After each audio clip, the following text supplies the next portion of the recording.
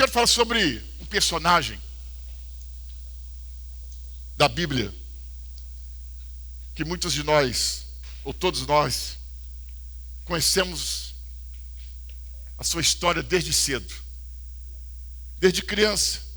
Nós temos um país de origem cristã, então a sua história, principalmente para as crianças, ela é muito contada.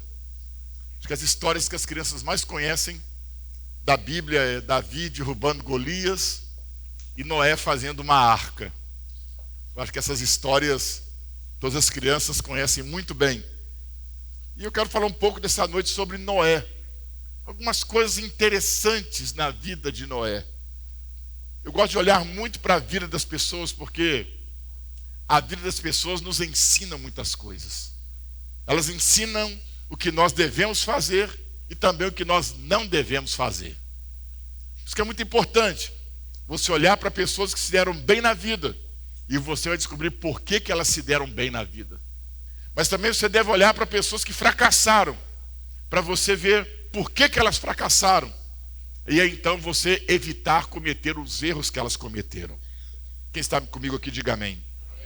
Então, eu quero começar com Hebreus capítulo 11, versículo 7. Hebreus 11, 7.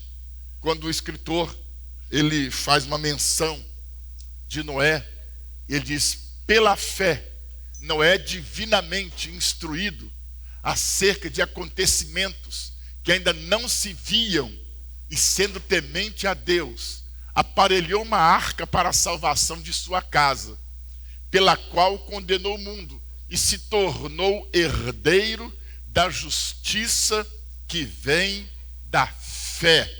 Pessoal da Tachou, deixa esse texto, por favor, é só esse. Pela fé, Noé divinamente instruído acerca de acontecimentos que ainda não se viam. Coisas interessantes na vida de Noé. Eu vejo que o destaque principal na vida de Noé é a fé. Diga, o destaque principal da vida de Noé é a fé. Eu entendo isso porque quando o escritor de Hebreus vai falar sobre ele, sobre as suas obras, ele não destaca outra coisa. Ele não coloca, outro ponto para iniciar a sua descrição sobre o feito de Noé que não tenha sido a fé. E nós precisamos entender que para andarmos com Deus, não é possível andar com Ele a não ser pela fé. Porque nós decidimos andar com alguém que nós não vemos. Porque se eu ando com aquilo que eu vejo, então já não é fé. Eu tenho segurança naquilo que eu vejo. Mas quando eu tenho segurança naquilo que eu não vejo, isso é fé.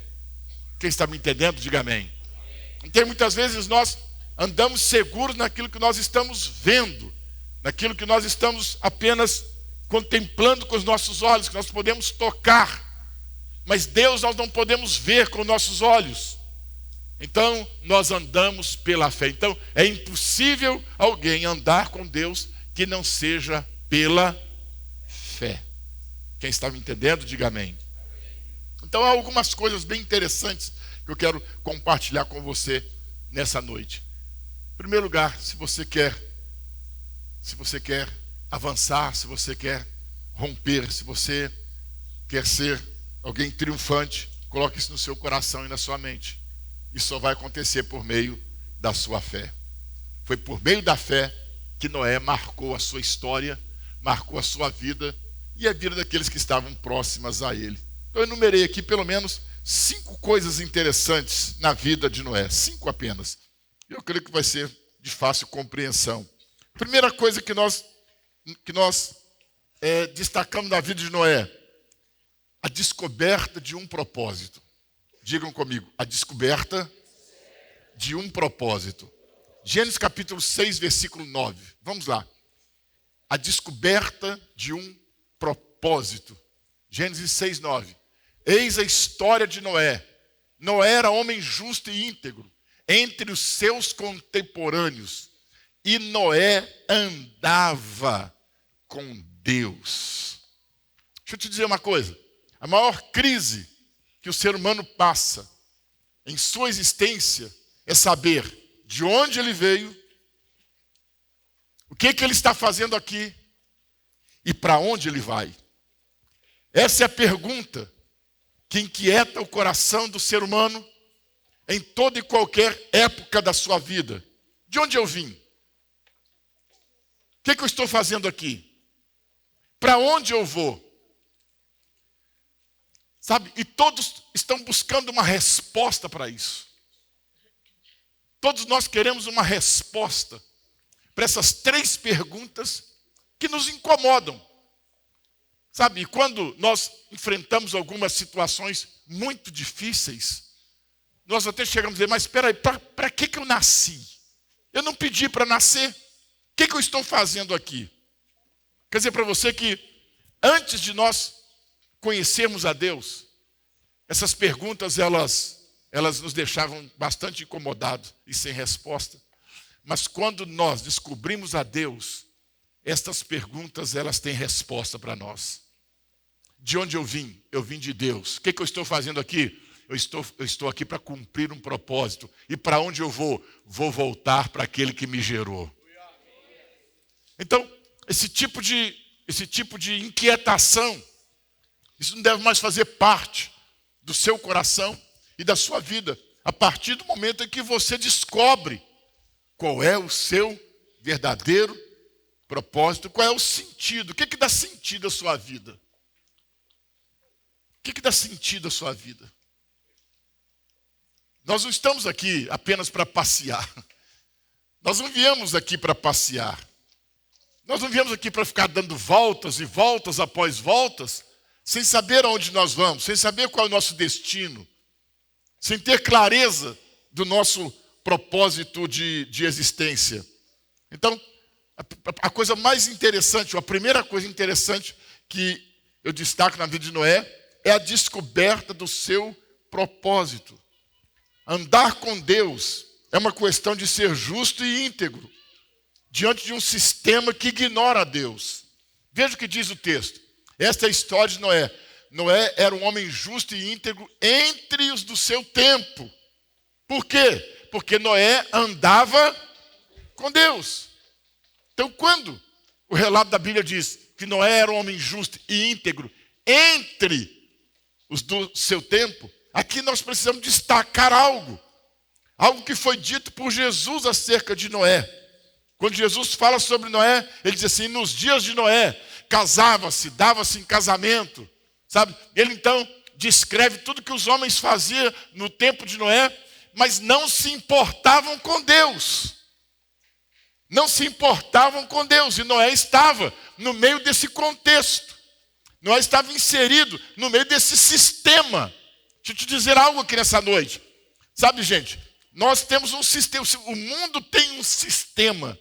E o sistema do mundo é se opor àquilo que é tudo aquilo que vem de Deus, aquilo que é favorável a Deus, aquilo que é justo, aquilo que é verdadeiro, aquilo que é honesto. Sabe? O sistema do mundo é transformar o certo no errado e o errado no certo. Então, Noé, ele está inserido, sabe, dentro desse meio, ele está dentro de um sistema, mas o seu coração não é corrompido pelo sistema. Quem está me entendendo, diga amém. Seu coração não é conduzido pelo sistema. O seu coração é conduzido por Deus. Quantos entendem o que eu estou dizendo? Digam amém. Amém ou não amém? Então, hoje com uma grande facilidade, né, nós vemos as pessoas vindo apenas à igreja e elas apenas servem a Deus no momento de um culto, no momento de uma reunião, no momento de uma adoração, no momento de uma oração. É o momento em que as pessoas estão ali paradas diante do Senhor. Eu quero dizer uma coisa para você. O lugar em que realmente, o ambiente em que realmente você mostra justiça e integridade é quando você está lá fora no mundo, porque você está no meio de um sistema corrupto. Você está no meio de mentira, você está no meio de hipocrisia. você está no meio de falsidade, você está no meio de roubo, você está no meio de pessoas umas enganando a outra para levar vantagem sobre elas. Aí quando você está nesse meio, como que você se comporta nesse meio? Então quando diz que Noé era um homem íntegro e justo entre aqueles que não eram. Irmãos, ser o que todo mundo é muito fácil, sabe? Agora, ser o que a maioria das pessoas não são, há necessidade de você ter uma determinação muito profunda no seu coração. Daniel capítulo 1, versículo 8, quando Daniel, judeu, foi levado para a Babilônia, e quando ele chega na Babilônia, uma nação poderosa daquele tempo, sabe? E Daniel, quando chega naquele país, ele toma uma decisão. Olha o que ele diz. E resolveu Daniel, firmemente, não contaminar-se com as finas iguarias do rei, nem com o vinho que ele bebia. Então pediu ao chefe dos eunucos que lhe permitisse não contaminar-se. Olha, Daniel está dentro de um país pagão. Daniel está dentro de um país de crenças completamente opostas a Deus. Idolatria, feitiçaria, espiritismo, tudo que você pensar, tudo que você imaginar. Mas Daniel propõe algo no seu coração. Eu não vou me contaminar com isso. Eu não vou misturar com isso. Quando estão me entendendo, digam amém. Digam amém. Então andar com Deus é uma questão de ser justo e íntegro, dentro de um sistema que ignora a Deus. As pessoas ignoram a Deus. E hoje, cada vez mais, nós percebemos o quanto a sociedade, ela ignora a Deus. Porque quando eu ignoro o que é justo, eu estou ignorando a Deus. Quando eu ignoro o que é correto, eu estou ignorando a Deus. Então essa é a primeira coisa que eu começo a perceber em Noé. Segundo, andar com Deus é também testemunhar dessa justiça. Andar com Deus não é apenas ser íntegro e justo, viver a sua vida isolada. Andar com Deus também é testemunhar dessa justiça. Quem está me entendendo, diga amém. Sabe, às vezes dentro de um sistema você fica ali oprimido, sabe, dentro de um sistema você fica ali, sabe, te colocam num canto, ou você mesmo se auto-isola. E você diz, eu não ando com esse pessoal, eu não estou presente, né, eu não faço parte, sabe, eu vivo a minha vida e acabou. Não é esse entendimento que você tem que ter. Sabe, quando a Bíblia diz que Noé era um homem justo e íntegro, isso significa o quê? Isso significa que ele não era uma esponja. Diga, ele não era uma esponja. O que é uma esponja? Uma esponja, tudo que você joga nela, ela absorve. Você joga água, ela absorve. Você joga óleo, ela absorve. Qualquer líquido que você jogar numa esponja, ela vai absorver. Esse é o seu problema, esse é o meu problema, é o problema do ser humano. Nós temos que aprender a guardar o nosso coração. Então nós não podemos ser como uma esponja. Eu posso estar em qualquer ambiente, mas nada daquele ambiente, sabe, vai entrar em minha vida. Nada desse ambiente vai entrar em minha vida. Nada disso vai me contaminar. Sabe, nada disso vai interferir na minha integridade ou na minha justiça. Eu vou continuar sendo o que eu sou. Eu gosto muito dessa comparação, né? Da pessoa que é esponja, da pessoa que é garrafa. Né? A esponja absorve tudo. Agora, a garrafa não, você joga água nela, a água escorre, cai, né? A água não entra nela, ela tá ali com a rolha, ela está ali com uma tampa. Então você pode jogar água que ela não absorve. Tudo que você joga nela escorrega e cai. Parece que pega, mas não pega. Então Noé, no meio daquela sociedade, no meio daquele povo que desprezava a Deus, Noé estava andando com Deus. Mas Noé também, preste atenção nisso, mas Noé também pregava a justiça. Ele não vivia só a vida dele. Noé também, ele tocava a vida das pessoas com aquilo que era a sua vida. Quem está me entendendo, diga amém. Eu me lembro que Há muitos anos, quando eu me converti, eu estava na faculdade e depois de 6 meses, 6, 8 meses, que as pessoas ali descobriram que eu havia convertido. Eu era um crente agente secreto. Ninguém sabia que eu tinha me convertido, ninguém sabia que eu estava na igreja. Até que um dia, na hora do almoço, nós estávamos reunidos e um amigo meu, de sala de aula, virou e falou assim: olha, a minha mãe estava passando de ônibus, né, e ela viu você entrando numa igreja, parece que é Casa da Bênção, você é crente? Eu falei: pronto, me descobriram. Que eu estava naquele meio, mas eu não me misturava com eles. Eu estava naquele meio, sabe? Mas eu me retirava, eu ficava, sabe, me retirado, eu ia para um canto. Então, aquele grupo almoçava junto, aquele grupo tudo que eles faziam, eu estava na minha, retirado. Porque eu não posso estar no meio desse pessoal. Mas quando eles descobriram que eu havia me convertido, aí deixei de ser agente secreto. E comecei a participar, voltei a participar. Voltei a estar com eles, mas não fazer o que eles faziam. Quem está me entendendo, diga amém. Mas não fazer o que eles faziam. Sabe, gente, quando a gente pega João capítulo 17, Jesus está fazendo a sua oração sacerdotal. Você sabe qual um dos pontos principais da oração que Jesus faz? Jesus assim fala: Pai, não os tire do mundo, mas livra-os do mal. Não os tire do mundo, mas livra-os do mal. Quem está me entendendo, diga amém. Então é possível você viver dentro desse sistema e você não ser corrompido com ele, desde que você determine isso no seu coração. Amém ou não amém? E naquele ambiente em que eu estou, eu ainda me torno pregador da justiça. E quando você se torna pregador da justiça, você inibe as pessoas ao seu redor de fazer o que elas fazem.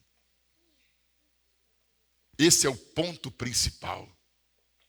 Por que as pessoas não roubam mais no ambiente em que eu estou trabalhando? Porque eu sou um pregador da justiça. Por que as pessoas agora não falam, não usam pornografia perto de mim? Porque eles sabem que eu sou um pregador da justiça. Vamos usar assim um termo bem popular. Irmão, eles falam assim: chegou o crente aí, chegou o crente aí, chegou o crente. Então, quando chegou o crente, eles já sabem, chegou o pregador da justiça. Ele vai apontar para nós. Quem está me entendendo, diga amém. Amém ou não amém? Mas hoje virou baderna, né, irmão? Hoje virou uma baderna. Quem está me entendendo, diga amém. Chegou o crente ou não chegou, não faz diferença nenhuma mais naquele ambiente. Às vezes, muito pelo contrário. Né? Ele ainda participa daquele ambiente. E alguém fala: rapaz, se o seu pastor passasse aqui agora e visse você, hein? O problema não é o pastor, o problema é Deus. Às vezes nós tememos mais as pessoas do que a Deus. Você não tem que temer as pessoas, você tem que temer a Deus.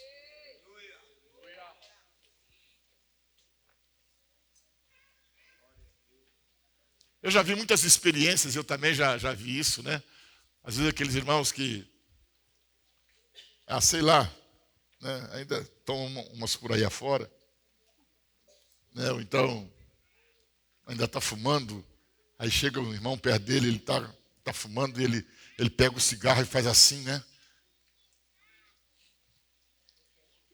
Aí começa a fritar a mão dele lá atrás, ele... Aí você está na frente: nossa Deus, está sendo cheio do Espírito Santo. É que está queimando, está queimando. Quem está me entendendo, diga amém. Mas Noé era justo entre todos eles. Diga amém.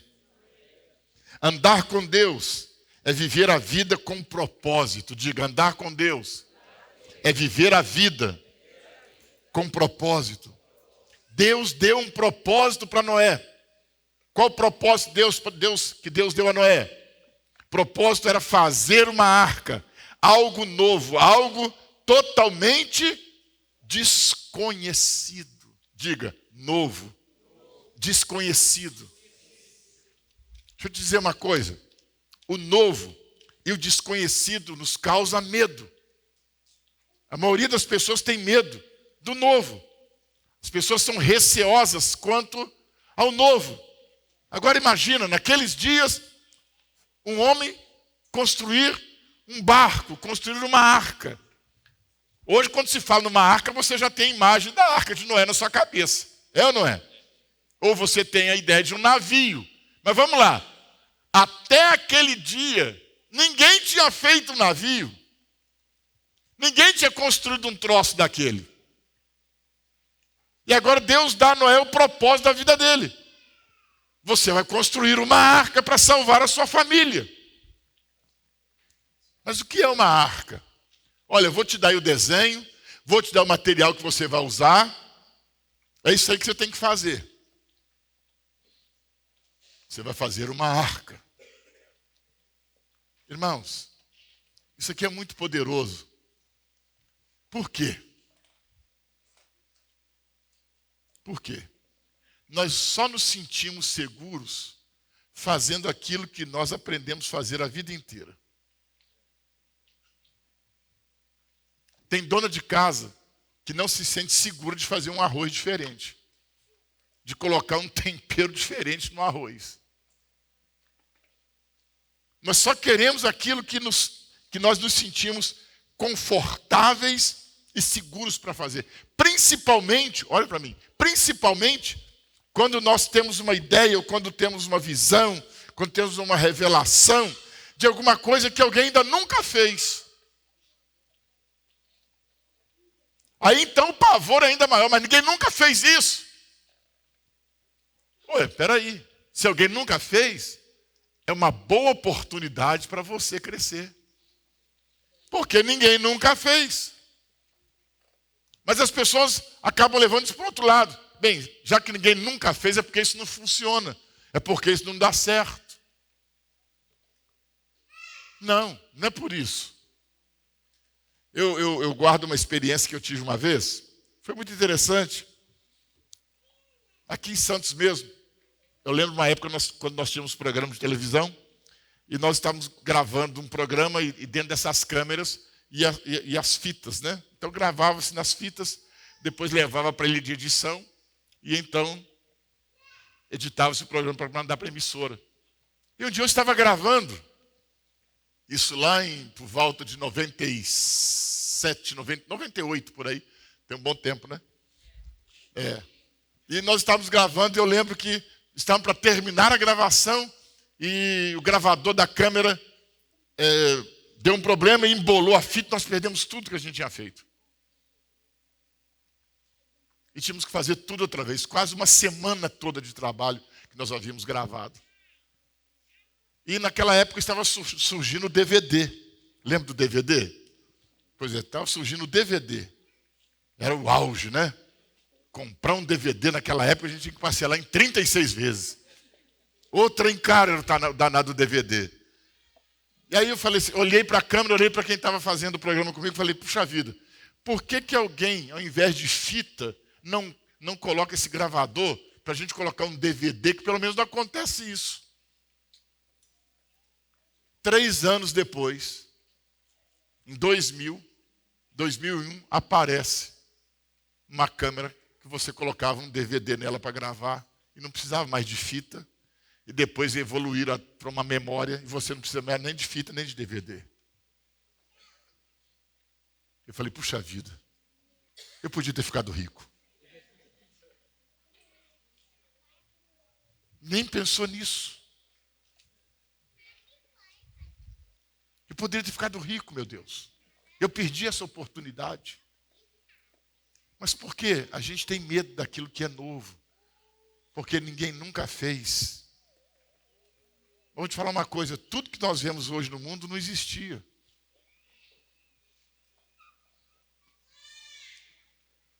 Passou a existir porque alguém resolveu fazer. Quem está comigo aqui, diga amém. Então, Noé recebe o seu propósito de vida. Diga, o seu propósito de vida. A gente está aqui para muita coisa, viu, gente? Você está aqui para fazer muita coisa enquanto você está vivo. Agora, existe uma delas que vai ser o grande sentido, a grande coisa que vai dar sentido à sua vida. Você vai ser lembrado por aquilo. Você vai servir de modelo por aquilo. Sua vida vai servir de testemunho por aquilo. Quem está me entendendo, diga amém. Você vai marcar a sua família por aquilo. Esse é o seu propósito de existência, esse é o seu propósito de vida. Aí quando a sua ficha cai, você diz, então é para isso que eu nasci. É para isso que eu vim. É para isso que eu estou aqui. Então vou agarrar isso com todas as minhas forças, porque essa é a minha vida. É isso que me dá prazer, é isso que me faz levantar todo dia de manhã, dar um salto da cama e dizer, eu estou pronto. Eu estou pronto para esse dia. E vou te falar uma coisa, quando você tem um propósito, sabe, os desafios não te desencorajam. As adversidades não impedem você de continuar. Você pode ser resistido, mas você não será impedido, porque o que está dentro de você é maior do que o que está fora. Mas pessoas que não têm propósito na vida, elas vivem titubeando e batendo cabeça aqui, ali, acolá, e terminam a vida e não chegam a lugar nenhum. Eu tenho amigos que entraram comigo na faculdade. Um deles, eu sempre dou o nome dele, chama-se Roberval. E ele é mais velho do que eu. Já deve estar beirando aí os seus 70 hoje.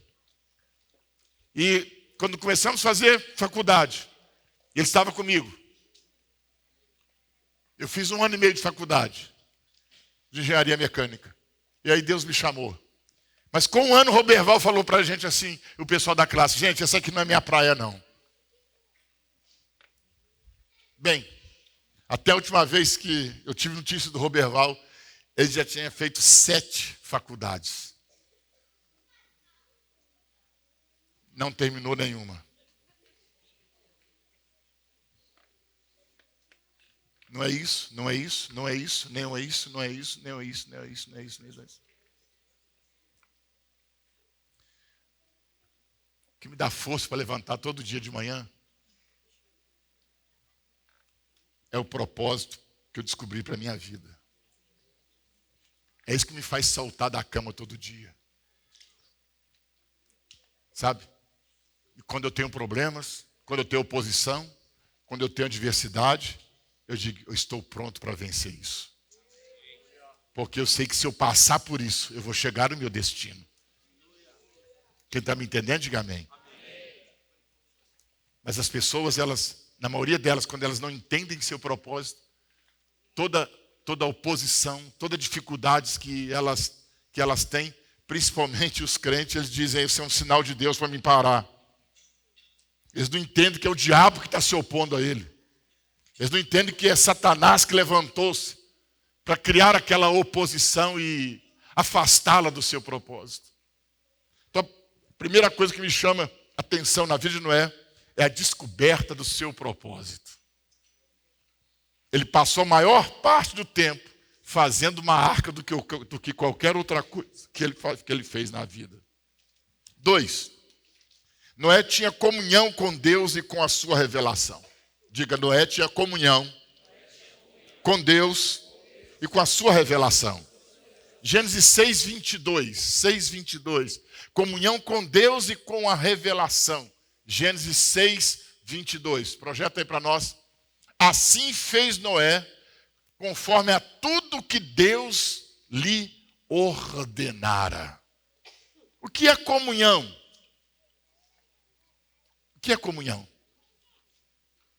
Eu penso que o lugar que nós mais ouvimos essa palavra é dentro da igreja. Você tem que ter comunhão com Deus. Você tem comunhão com o Espírito Santo. Você tem que ter comunhão com a palavra. Não é assim? Tudo é comunhão, comunhão, comunhão, comunhão. Mas o que significa comunhão? Comunhão significa você se interessar por aquilo que interessa a outro. Então, se eu interesso por aquilo que te interessa, é isso que gera a minha comunhão com você. Se você se interessa por aquilo que eu me interesso, é isso que gera comunhão de você comigo. Agora, se o que te interessa não me interessa, não tenho comunhão com você. Se o que me interessa não te interessa, então você não tem comunhão comigo. O sentido da palavra comunhão é interessar-se por aquilo que interessa a outro. Então há muita gente que pode estar junto, fazem parte da mesma família, mas não há comunhão. Porque não há interesse pelo interesse do outro. Então, quando não há interesse pelo interesse do outro, não há comunhão. Amós, parece que Amós 3,3 diz: andarão dois juntos se não estiverem de comum acordo. Como vão andar dois juntos se não tiver de comum acordo? Por que um casamento acaba? Por que tem uma hora que o marido pede o divórcio e outra hora a mulher que pede o divórcio? Porque perderam a comunhão. Ou seja, ela não se interessa mais por aquilo que interessa ao marido. E o marido não se interessa mais por aquilo que ela interessa. Então, quando um não interessa pelo que é do outro, então acabou-se a comunhão. E como vão andar juntos agora, se o que o interesse do um não é o interesse do outro? Então, cada um está andando para um lado. Um está indo para a direita, outro está indo para a esquerda. Um está indo para cima, outro está vindo para baixo. Um está andando para frente, outro está andando para trás. Como vamos ter comunhão? Então, esse texto me faz entender isso. Assim fez Noé, conforme a tudo que Deus lhe ordenara. Deus deu a Noé a planta da arca. E ele fez conforme as instruções que ele recebeu. Quem está comigo aqui, diga amém. Então, se há uma coisa que nós precisamos, buscar sempre, é a comunhão.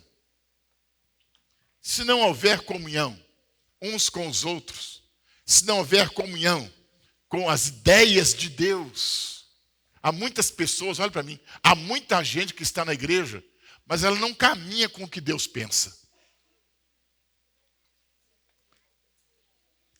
Numa coisa os ateus têm razão.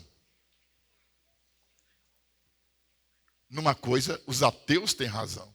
O que os ateus dizem? Deus não existe. Ok, é o que eles dizem. Cada um pode pensar e achar o que quiser. Deus não existe. Mas quando eles falam de nós, o que eles dizem? Cada um criou seu próprio Deus. Porque você é fraco e você precisa de alguém que seja mais forte para você para te garantir. É isso que os ateus dizem. Então, cada um acabou criando o seu próprio Deus. Esse é o entendimento que eles têm. Para dizer que Deus não existe, então cada um de nós criou seu próprio Deus. Aí eu me lembro de uma experiência que uma professora de uma escola fez. Ela pegou uma folha de papel em branco, entregou para os seus alunos e disse para eles assim: desenhe Deus. Como você acha que Deus é? E os alunos desenharam, adolescentes desenharam, e quando ela recolheu o desenho daqueles alunos, ela descobriu que nenhum desenho batia um com o outro. Todos tinham a imagem do seu próprio Deus. Para uns Deus tinha um chapéu, para outros Deus era velho, para outros Deus era novo, para outros Deus tinha uma bengala. Era assim que eles viam. E você sabe que esse é o grande perigo, que a maioria de nós queremos a nossa própria imagem de Deus. Mas João 8, parece que João 7, 7:38 me parece, Jesus diz algo muito poderoso.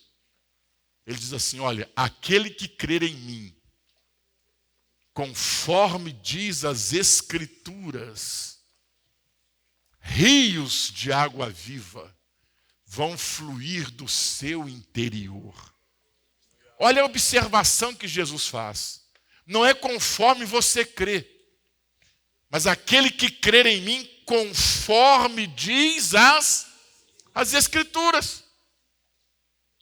Aquele que crê em mim, conforme a Bíblia diz, rios de água viva fluirão do seu interior. Você terá vida abundante. Quem está me entendendo, diga amém. Então, quanto? João 7,38. Então, nós não vamos buscar naquela que um tem uma forma de Deus, outro tem outra imagem, outro tem outra imagem. Não, nós precisamos caminhar todos na mesma imagem. Quem está comigo, diga amém. Diga, caminhar na mesma imagem. Diga outra vez, caminhar na mesma imagem. Projetaram aí? Olha lá. Quem crer em mim, como diz a Escritura, do seu interior fluirão rios de água viva. Quando começaram a mudar a imagem de Deus, Marcos capítulo 7, versículo 13, os religiosos começaram a mudar a imagem de Deus segundo os seus entendimentos. E eles foram criando. Eles achavam que estava melhorando a imagem de Deus. E aí vem Jesus, e ele diz para eles assim, olha, vocês têm invalidado a palavra de Deus pela vossa própria tradição, que vocês mesmos transmitiram, e fazeis muitas outras coisas semelhantes. Sabe, vocês invalidaram a palavra de Deus. Tem muita gente que Deus não funciona para ele. Tem muita gente que Deus não funciona para ele. Funciona para esse, mas não funciona para essa. Por quê?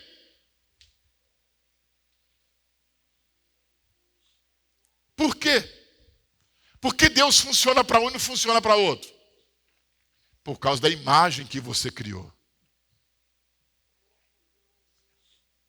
Hoje eu não ouço isso com tanta frequência. Talvez você escute isso com mais frequência. Mas eu já vi muita gente dizer assim, sabe, diante de certo, se eu fosse Deus.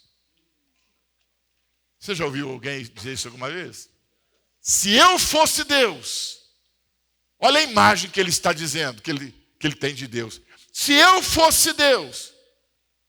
Mas eu não sou. Ou seja, então ele já tem uma imagem totalmente equivocada sobre Deus. Porque se Deus não está fazendo o que ele esperava que Deus fizesse, é porque ele tem uma outra imagem sobre Deus. E aí então Deus não vai funcionar para ele. Quem está me entendendo, diga amém. Amém ou não amém? Terceira coisa interessante na vida de Noé. Noé avaliava cada nova ação. Diga comigo, Noé avaliava cada nova ação. Gênesis capítulo 8, versículo 7 até o 16. Isso é muito importante. Diga para quem está do seu lado, isso é muito importante agora. Gênesis 8, de 7 a 16. Vamos lá, Gênesis 8, de 7 a 16. E Noé soltou um corvo, o qual, tendo saído, ia e voltava, até que se secaram as águas de sobre a terra.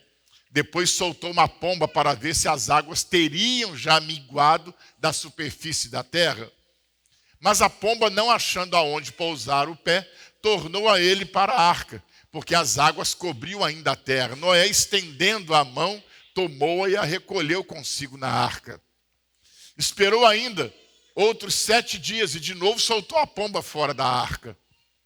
À tarde ela voltou a ele e trazia no bico uma folha nova de oliveira. Assim entendeu Noé que as águas tinham minguado de sobre a terra. Então esperou ainda mais 7 dias e soltou a pomba. Ela, porém, já não tornou a ele. Sucedeu que no primeiro dia do primeiro mês do ano 601, as águas se secaram de sobre a terra.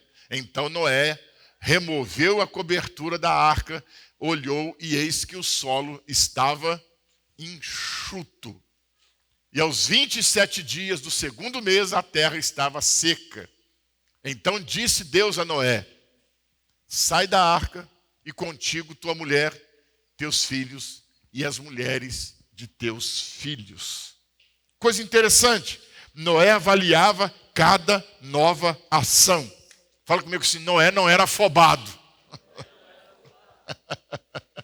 Quem é afobado aí? Todo afobado, ele põe o carro na frente dos bois. Todo afobado, ele troca os pés pelas mãos. Quando a arca parou e parou a chuva, Noé não saiu logo abrindo a arca e disse: pessoal, acabou o dilúvio, não chove mais, vamos voltar à vida normal. Não, ele não fez isso. Noé não era afobado. Noé avaliava a situação para dar o próximo passo. Quando para de chover, ele solta um corvo. E o corvo vai e não volta. Ele diz: opa, peraí. Ainda não está na hora de sair da arca, porque o corvo foi e não voltou. Então havia muita carniça ainda. Passa alguns dias, aí Noé solta uma pomba. A pomba vai e volta. Ele diz: opa, peraí. Ela voltou porque ela não tem onde pousar. Passa mais um tempo, ele solta a pomba e ela volta com uma folha de oliveira no bico. Ele diz: opa, peraí.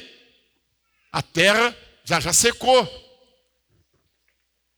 Já não tem mais lama. A terra já está florescendo. Depois ele solta a pomba não volta mais. Ele diz: pronto, está resolvido. Mas mesmo assim Noé não sai da arca. Até que vem a voz de Deus. Volta lá ao versículo 15. Então disse Deus a Noé, 16: sai da arca e contigo tua mulher e teus filhos e as mulheres dos teus filhos. Sabe, irmãos, uma das coisas que você tem que tomar muito cuidado na sua vida é com precipitação. Você precisa fazer o que você sabe que precisa fazer, mas você precisa fazer o que você sabe que você precisa fazer no tempo certo. Quem está me entendendo? E esse negócio de trocar os pés pelas mãos, esse negócio de colocar o carro na frente dos bois, esse negócio de ser, eu tenho que resolver logo, tem gente que é assim, né? Eu tenho que resolver logo, eu tenho que resolver isso logo, eu não sei dormir com isso, eu não sei passar muito tempo com isso, eu tenho que resolver. Aí acaba fazendo as maiores burradas da sua vida, porque tem que resolver logo. Não. Cada situação ela precisa ser avaliada. Não seja afobado. Fala para quem é do teu lado, não seja afobado.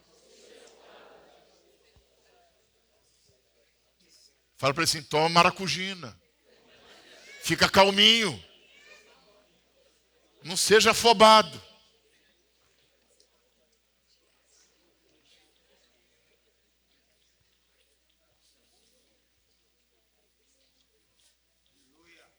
Porque um passo fora do tempo, e nós podemos comprometer tudo que já fizemos até agora.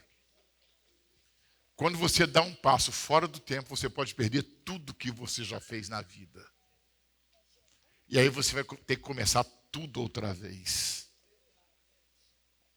Quem está me entendendo, diga amém. Então Noé não foi afobado, eu preciso aprender isso com ele. Eu tenho que esperar a hora certa. A Bíblia diz que há tempo para tudo debaixo do sol.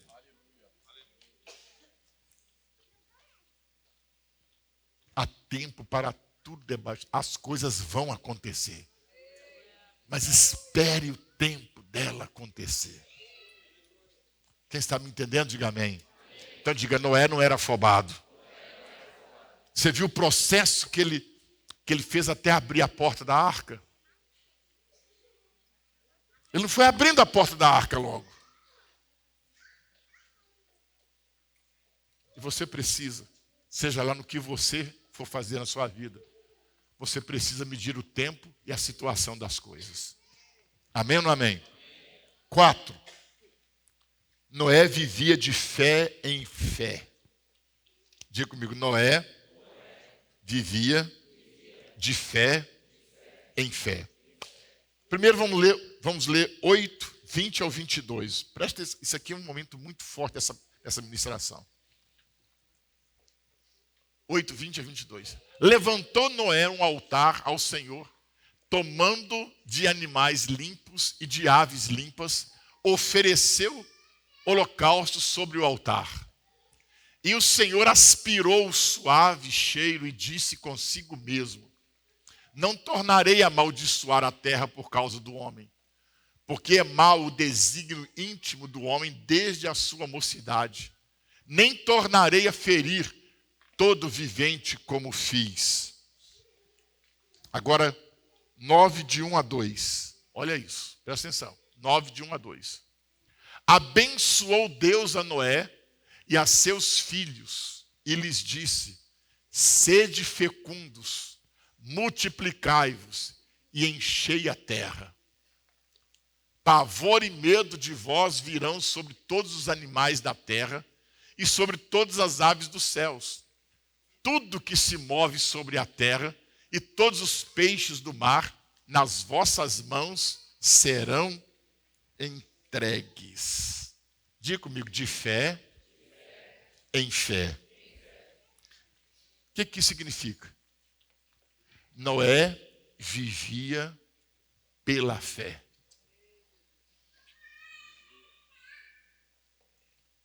Isso é muito importante, presta atenção. A partir do momento que a nossa vida ela é feita de ciclos que se fecham e outros que se abrem, você não pode colocar a sua vida no piloto automático e dizer que Deus vai tomar conta de tudo até o final. Cada novo ciclo, cada nova etapa, há necessidade de você agir pela fé. Preste atenção nisso. Eu gosto muito disso. Isso para mim foi libertador quando eu entendi isso. Porque eu imaginava e pensava e acreditava que uma vez a fé que eu recebi, que eu poderia caminhar com essa fé até o final da minha vida. Não. Para cada evento da minha vida, isso vai exigir uma medida de fé maior. Por isso Romanos 1,17 diz: de fé em fé, e o meu justo viverá da fé. O que significa de fé em fé? A fé que trouxe um mover sobrenatural para esse evento, não é a mesma fé que vai trazer um mover sobrenatural para aquele outro exemplo. Deixa eu explicar isso para você. Quando Josué, acredito que todos conhecem a história de Josué, quando Josué ele vai atravessar o Rio Jordão, e o povo vai então colocar os pés na terra prometida, o Rio Jordão estava na época da cheia. E Deus então fala para Josué: olha, Josué, coloca a arca no ombro dos sacerdotes e fala para eles colocar a sola do pé deles na água. E quando eles colocarem a sola do pé deles na água que tem na beiradinha aí, as águas vão parar, vão formar uma represa e vocês vão passar. Fala comigo, a fé vem pelo ouvir. Josué ouviu aquilo e fez conforme o Senhor havia lhe dado. Colocou a arca no ombro dos sacerdotes, os sacerdotes colocaram a planta do pé ali na beiradinha, a água parou e eles passaram. 3 milhões de pessoas passaram para o outro lado. Bem, quando eles chegam do outro lado, o que espera eles do outro lado? As muralhas de Jericó. Opa, peraí, nós temos uma fé que atravessou o Rio Jordão. Então, quando nós chegarmos diante das muralhas de Jericó, elas também vão cair. Não, eles param diante da muralha de Jericó e a muralha de Jericó está lá impedindo a passagem deles. E aí então vem outra vez a palavra, porque a fé vem pelo ouvir. E aí o Senhor vem e diz a Josué: Josué, fala para o pessoal rodear esses muros 7 dias, no último dia 7 vezes, e quando completarem o ciclo de 7 vezes, fala para eles gritar, tocar as trombetas muito alto, porque os muros de Jericó vão cair. A fé que parou as águas do Rio Jordão não é a mesma fé que derrubou as muralhas de Jericó. Quem está entendendo, diga amém. Esse é o grande problema, porque a maioria da vida das pessoas estão paradas.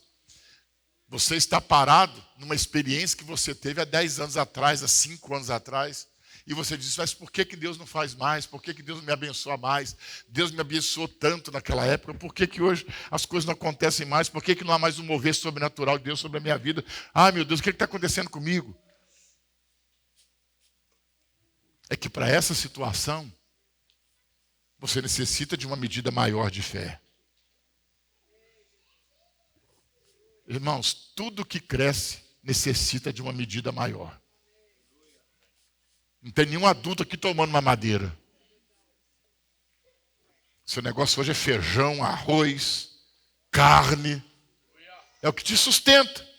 Se te dar o que te sustentava quando era criança, isso vai te manter de pé? Não vai. À medida que nós vamos crescendo fisicamente, a nossa alimentação, né, ela vai mudando. Precisamos mais disso, mais daquilo outro. Aí fica assim igual o Tato. Né, Tatinho? Alguns exageram, né, pastor Xerri? Né, Tato? Aí fica super forte. Super forte. Quem está me entendendo, diga amém. Então, o seu próximo avanço, você necessita de exercitar uma nova fé. Então, eu acho isso muito interessante, né, na vida de Noé. Porque Noé vivia de fé em fé. Noé estava diante de um mundo vazio. O texto diz que Noé desce da arca. O que tem diante dele? Quando ele desce da arca, o que tem diante dele? Nada, a terra foi devastada. Diga, a terra foi devastada. Não tem nada diante dele. Ele olha para aquele deserto todo, o que ele faz? Presta atenção nisso. Primeira coisa que Noé faz, ele levanta um altar. Ele pega uma quantidade de pedras e ele cria um altar.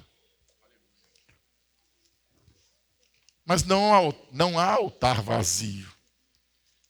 Toda manifestação de Deus precisa ter alguma coisa no altar.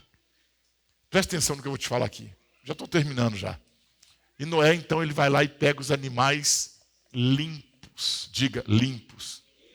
E sacrifica algum desses animais limpos a Deus no altar. Porque dentro da arca também tinha os animais impuros. Os animais impuros eram aqueles animais que as pessoas, os homens que temiam a Deus, não se alimentavam deles. Então Noé podia muito bem ter tomado aqueles animais impuros, que ele não podia se alimentar deles, e tê-los sacrificado. Quem está me entendendo, diga amém. Mas acontece que Noé vai lá e pega os animais limpos, aqueles que eram alimento dele e da família, e ele pega estes animais que seriam sustento para ele, até a terra voltar a produzir. Noé pega estes animais, e são esses animais que Noé sacrifica, são esses animais que Noé mata, são esses animais que Noé oferta a Deus. Porém, quando Noé faz isso, irmão, diga aleluia, vem a revelação de Deus para Noé. Noé, nunca mais eu vou destruir a terra com o dilúvio. E outra coisa, Noé, eu dou a você e seus descendentes plena autoridade e poder para governar a terra. Quem está comigo aqui, diga amém. Então Noé andava de fé em fé. Irmãos, a fé do passado que moveu ou que trouxe um mover sobrenatural para a sua vida, não é garantia que essa fé, a mesma do passado, vai trazer um mover no dia de hoje, não. Entendam isso. A nossa vida de fé em fé, cada novo desafio, uma nova medida de fé. Fala comigo, cada novo desafio, uma nova medida de fé. Se a sua fé cresce, a sua vida expande. Se a sua fé não cresce, a sua vida não expande. Então por isso que há muita gente hoje que está atrofiada, parada dentro da igreja. Porque você está esperando apenas pelo que Deus vai fazer, mas não pelo que você precisa fazer para você trazer o mover de Deus. Não confunda crer com fé. crer não é fé e fé não é crer. Nós temos que falar disso com os irmãos aqui. O que significa crer? Crer significa estar convencido. Crer significa o quê? Estar persuadido daquilo que você está ouvindo. E o que é a fé? A fé é você agir conforme você creu. O crer não muda nada na sua vida. Mas quando você age conforme você creu, isso traz o mover sobrenatural de Deus para a sua vida. Amém ou não amém? E para terminar, outra coisa interessante na vida de Noé. Você precisa vigiar o lado mal daquilo que é bom. Escreva isso. Eu preciso vigiar o lado mal daquilo que é bom.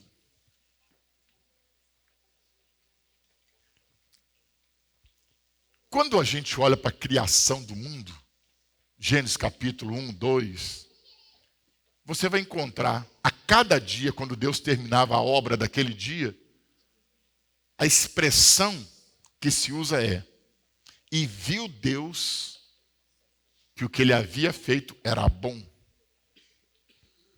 E viu Deus o que havia criado, que o que havia criado era bom. Você vai encontrar isso na sua Bíblia o tempo inteiro. E viu Deus que o que havia feito era bom. Ele fez o sol, fez os luminares e viu Deus que isso era bom. E fez isso e viu Deus que era bom. E fez aquilo e viu Deus que era bom. Quando ele criou o ser humano, ele diz assim, a Bíblia diz assim: e depois de haver criado o homem e a mulher, Deus viu que isso era muito bom. Nós vamos ficar nas coisas em que Deus apenas disse que era bom. Bom. Mas tudo que Deus criou de bom, ou que era bom, através de algum tipo de processo, o homem conseguiu transformar algumas coisas boas que Deus criou em coisas ruins. Vamos ler o texto aqui de Noé. Olha isso. O lado mal do que é bom. Gênesis 9, 20. Gênesis 9, 20 ao 22. Olha lá. Gênesis 9, 20 ao 22. Não é Romanos, é Gênesis. Eu acho que eu falei língua estranha agora. Sendo Noé lavrador, o que Noé era? O que Noé era? O que Noé era? Qual era a profissão de Noé? Noé era lavrador. Olha que coisa poderosa, hein? Escuta isso. Sendo Noé lavrador, passou a plantar uma vinha. Bebendo do vinho, embriagou-se e se pôs nu dentro da sua tenda. Cã, pai de Canaã, vendo a nudez do pai, fê-lo saber fora a seus 2 irmãos. Primeiro, isso é muito importante. Deus vai prosperar você naquilo que você faz. Deus vai abençoar as obras das suas mãos naquilo que você faz. O que Noé era? Noé era um lavrador. Ele planta uma vinha, ele tem sucesso quando chega o tempo da colheita das uvas. Então coloque isso no seu coração. Eu tenho que ser bem-sucedido naquilo que eu faço, porque Deus está comigo nisso que eu estou fazendo. Quem está me entendendo, diga amém. Mas por que vigiar o lado mal das coisas boas? Porque agora, quando chega a época da colheita, Noé tem uma colheita tão poderosa, vai além do que ele pensava, vai além do que ele imaginava. E agora Noé pega as uvas e ele fermenta as uvas e ele faz vinho. E ele enche a cara. Vamos comemorar, pessoal. Vamos celebrar, minha gente. E Noé toma tudo. Toma tudo não, toma todas, né? Noé bebe. Daí a pouco Noé arranca a roupa, sai andando pelado no meio da rua. Eu já estou contextualizando para hoje, né? Se fosse hoje seria isso. E ele sai nu na rua, abanando, jogando a roupa para cima, alegre, rindo para todo mundo, abraçando todo mundo. Entra e cai dentro de casa, estatalado. Aí o filho vê, o cão vê, o pai naquela situação. Presta atenção no que eu vou te falar. Vou te falar 3 coisas agora para terminar. Ele vê o pai naquela situação. O texto deixa para a gente a ideia. Uma ideia interessante. Qual a ideia que o texto deixa? Mas esse é o homem que anda com Deus?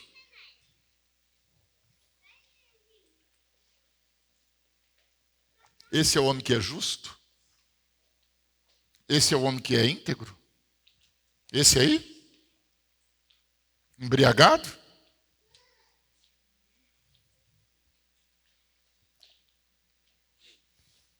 Por que isso é interessante? Porque nós trazemos da nossa mentalidade religiosa que pessoas que são retas e íntegras diante de Deus não erram.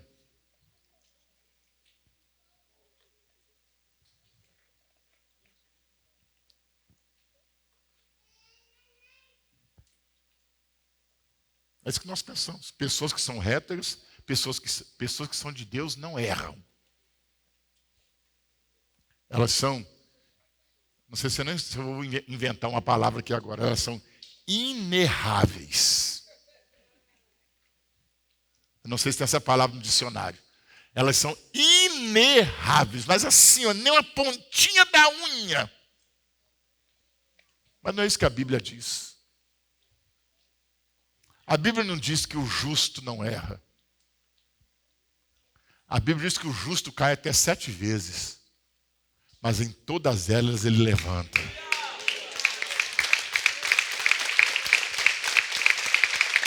Todas elas ele levanta. Então o que Cão está dizendo é isso. Homem de Deus, meu pai, olha isso, olha a vergonha. Por quê? Porque para nós essas pessoas não erram, mas elas erram. Você erra, eu erro. Você cai, eu também caio, mas nós levantamos do Senhor outra vez. Quem está entendendo, diga amém. O justo, irmãos, não é aquele que não erra. O justo é aquele que erra, reconhece o seu erro, se arrepende dele, pede perdão e ele é restaurado por Deus e ele continua na sua caminhada. Nós precisamos aprender isso na igreja. Sabe, muitas vezes a igreja, agora eu tenho que falar isso. Muitas vezes a igreja, ela perdoa o cachaceiro quando entra aqui, ela perdoa o idólatra quando entra aqui, ela abraça o homossexual que se converte, ela abraça não sei quem, ela recebe bem com braços abertos o maconheiro que está se convertendo, que está sendo libertado, mas quando alguém dentro dela erra, a gente crucifica ela. A gente mata ela, a gente crucifica, a gente julga ela. É isso que Cão está fazendo com o pai. Eu queria até ler o que vem depois. Olha o que os outros 2 irmãos fizeram. Então, sem Jafé, tomaram uma capa, puseram-na sobre os próprios ombros de ambos, e andando de costas, com os rostos desviados, cobriram a nudez do pai sem que a vissem. Enquanto um sai mostrando tudo, os outros vêm para cobrir. Isso é igreja, irmão. Vou te falar uma coisa, tem tanta gente usado por Satanás na internet hoje. Eu nunca vi isso na minha vida, pastor Marcelo. Site de fofoca cristã.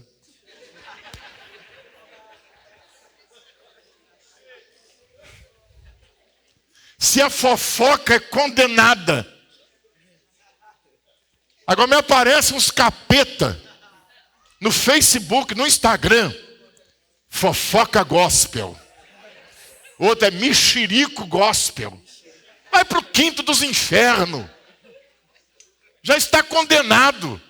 Você tem que ajudar a cobrir o erro dos nossos irmãos e não ficar expondo publicamente para o mundo. Isso aí não é igreja, não. Quem está me entendendo, diga amém.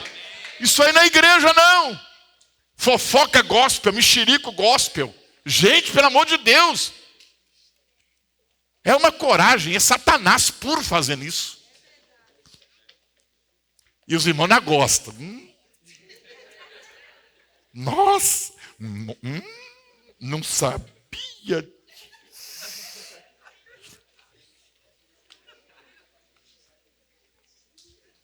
E você ainda compartilha, porque todo fofoqueiro é assim, né?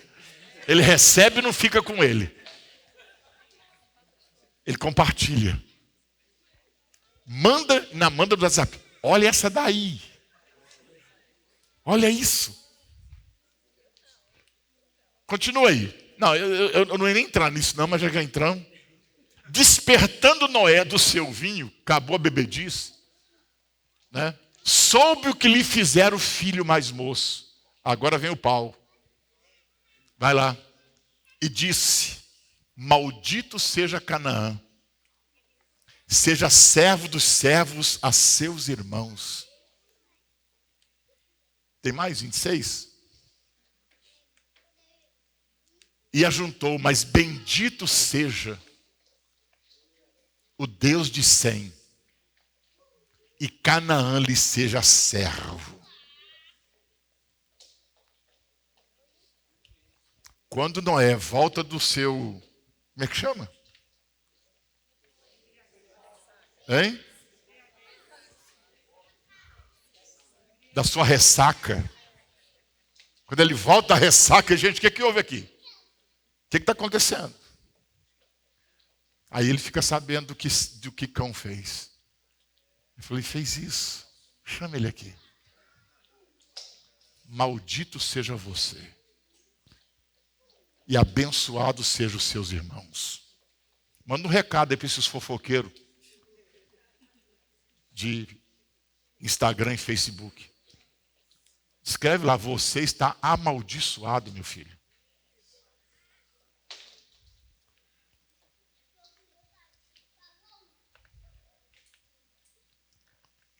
Não era nem sobre isso que eu ia falar. Mas o Espírito Santo sabe por que a gente chegou aí. Então você precisa vigiar o lado mal do que é bom. Tudo que Deus fez é bom. Porém o homem consegue modificar. Noé embriagou-se. Só vou dar um exemplo para você. A maconha, a cannabis, não é uma coisa ruim. É uma coisa boa. Ô pastor, então vamos pegar um baseado ali na saída?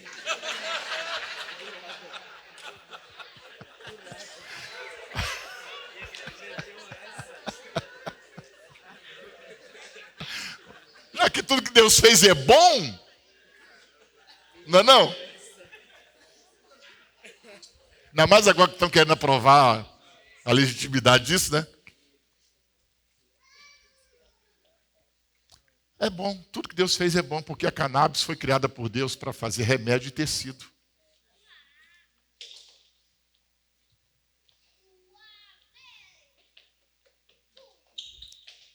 Os melhores tratamentos hoje para câncer e outras doenças é feito à base da cannabis. O seu material é para fazer tecido. Isso aqui, pano.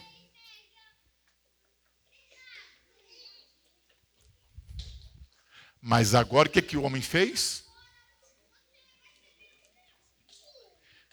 Do que é bom ele fez uma coisa ruim. Todo o dinheiro que você ganha é bom. Mas isso que é tão bom pode se tornar uma desgraça na sua vida. Quando Paulo escreve a Timóteo, acha esse texto aí para mim, não me lembro bem onde fica. Não sei se é primeiro ou segundo, mas eu achei que é 6 e alguma coisa. Quando Paulo escreve a Timóteo, ele diz assim: o amor ao dinheiro é a raiz de todo mal. A gente precisa entender isso. Aí alguém fala, 1 Timóteo 6,10. 1 Timóteo 6,10. Aí alguém fala assim: está vendo? O dinheiro é a raiz de todo mal. Não é o dinheiro, irmão. Se para você o dinheiro é a raiz de todo mal, eu vou mandar colocar meu Pix ali agora. E você passa tudo que está lá para mim. Porque o amor do dinheiro é raiz de todos os males. E alguns nessa cobiça se desviaram da fé e a si mesmos se atormentaram com muitas dores.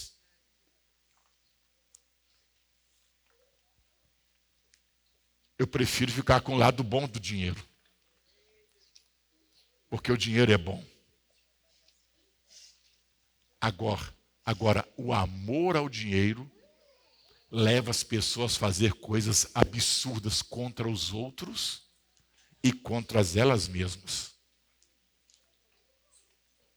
Você entende o que eu quis dizer para você nessa noite? Você precisa vigiar o lado mal daquilo que é bom. Tome cuidado com isso. Amém ou não amém? Tome cuidado com isso. Então, gente, é isso que eu queria compartilhar com você aqui nessa noite de domingo. Eu espero que a vida de Noé, esses pontos que eu encontrei, que destacamos aqui nessa noite, que possa servir de inspiração para você tocar a sua vida, mas também alguns deles possam servir de alerta,